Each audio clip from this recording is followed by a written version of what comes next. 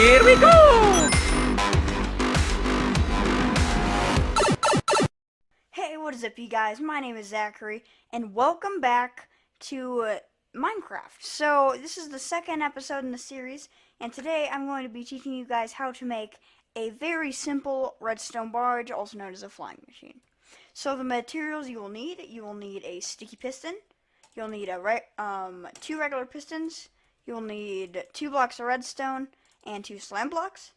So what you do is, if we want to go this way, so what you do is you go like this. You put one here, you put your sticky piston right here, then you put slime block, and then with your other piston, put it like this, and then you put on your 2 redstone blocks, 1 and 2, and then you're going to need a way to activate it.